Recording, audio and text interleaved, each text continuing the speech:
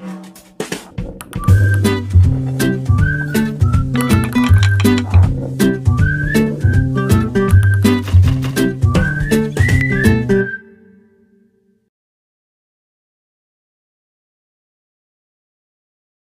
morning to all of y'all. Today we are going to do Evans Tries O Level by Colin Dexter. Now, who was Evans? Evans was a criminal. So this story is about a criminal named Evans. In this story, Colin Dexter shows how an individual, he was just one person, but he just shook the entire police department with his cleverness and ingenuity. Now, first of all, when we start with the story, we come to know that Evans had escaped from the prison 3 times. And that is why the police officers named him Evans the Break. Now, in this chapter, when we are going to continue, we will come to know that he escapes for the 4th time with the help of his friends who were outside the prison. And this really helps us that how clever he was, and that is why we admire him secretly for his cleverness.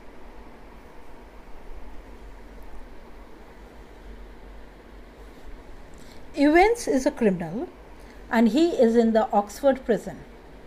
But he is a very clever person. He studies German. So that is why evening classes were started for him in the prison itself.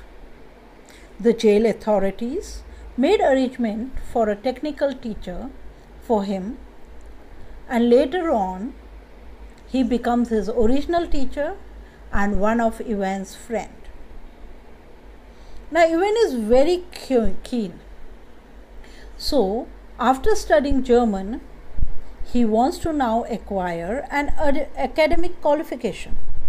Like how you all have an academic qualification of class 12th, class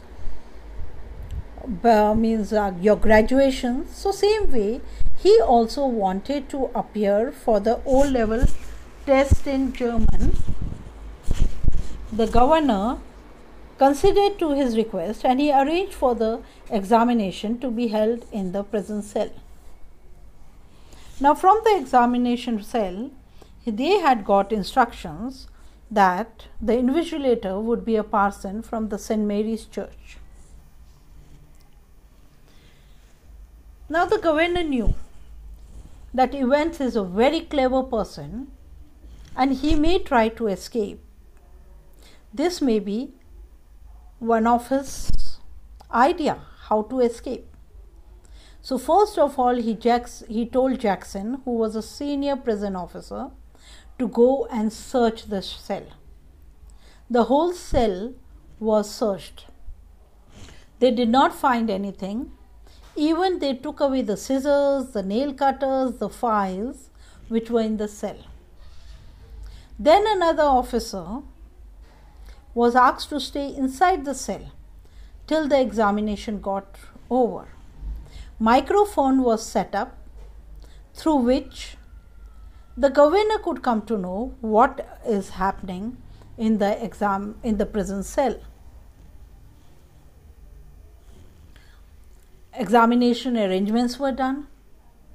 Half an hour before the examination, Jackson and Stephens, both the prison officers, visited Evans' cell. First, he was given a blade to do shaving because he wanted to shave, and then that blade was also taken away. Evans said he wanted to wear his filthy hat, which was considered to be a lucky hat. So he said that I'm not going to remove this hat. Actually, what he had done, he had cut his hair. He had long hair and he had cut it. That is why he was hiding it behind the hat, because he wanted to look like the invigilator who was going to come to invigilate during the examination time. And if that hat would be removed, then his secret would be revealed. Now, the invigilator was Reverend Storrett McLeary. He arrived at 8:45 to take the examination. He was taken to the event cell and he was introduced there. But in reality, if you see, it was not the real McLeary. The real McLeary was tied and gagged up in his own flat, and it was one of his friends who had come in disguise of McLeary. Now, when the invigilator came, he had a suitcase with him. So, Jackson was instructed by the governor that he should be also thoroughly checked so that there is no weapon or anything with him. In the suitcase, they found one small semi-inflated rubber ring. Now, when he was asked that why this rubber ring is there, he said, it is only because I suffer from hemorrhoids, so I have to sit on it. That is what I have been told by the doctor. Actually, that rubber ring was containing the pig's blood, which they would use afterwards so that he could fool the jailers.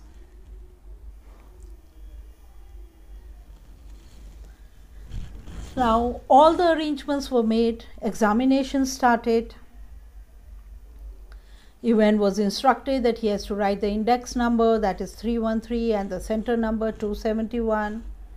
Jailer Stephenson, he was inside the cell, but Ewen said that when I am giving an examination, I feel nervous, so I don't want anyone inside the cell.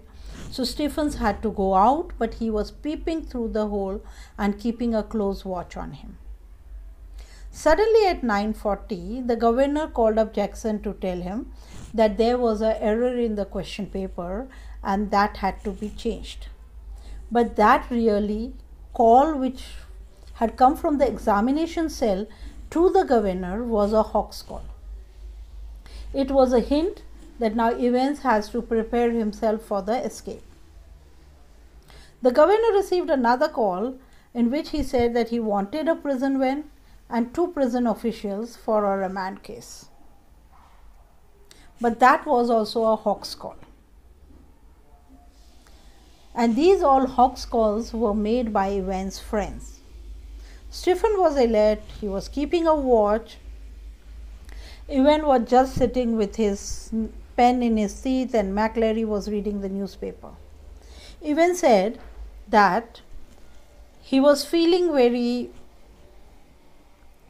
not feeling well, so he wanted a blanket. So a blanket was given to him. That is how the examination started, the hawk's calls were made, and preparations were made for his escape.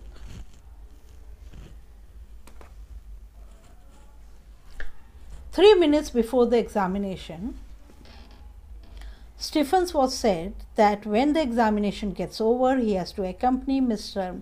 McLeary to the gate. He even got a hawk's call from the governor. So while he was away for 3 minutes before the examination, when he got a call from the governor, Evan changed himself. He checked Evan's cell and he locked it properly. He accompanied McLeary to the gate, and when he came back, he saw that blood was trickling from his head, and it was McLeary who was sitting in Evan's seat.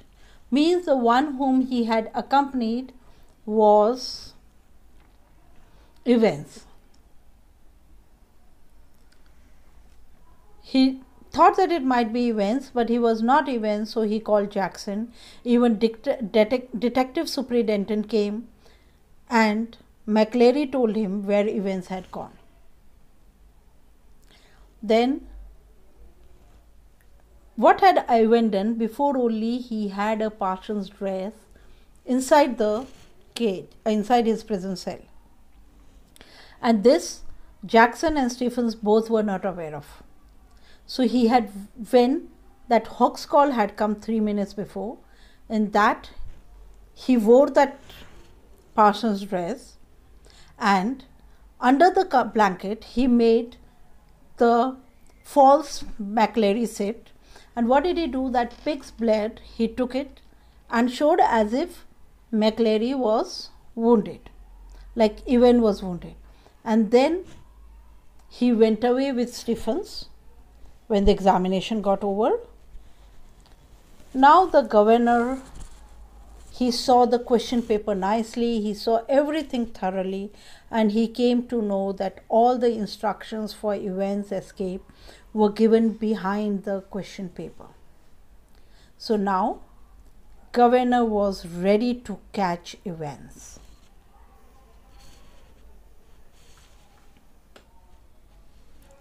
Carter, governor and McLeary, they tried to chase Evans, and they saw Evans on Alsfide Way. They chased him, but they lost track at Headington roundabout. McLeary went to the examination offices, and he was a little ill, so he was called and he went to the Redcliffe Hospital for an ambulance. Now when the governor phoned at the hospital, he was not there. So the two policemen, they reached the real McLeary's flat, and there they saw that he was really tied up, and it was someone else who had also come in the guise of McLeary.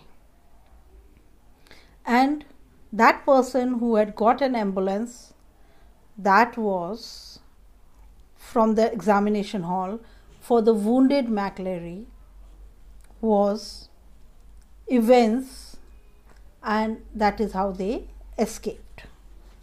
Why? Because he had worn the Parsons' dress and he was sitting there. And the real McLeary, means the McLeary, his friend who had come, had gone, and it was through the ambulance that Evans had escaped.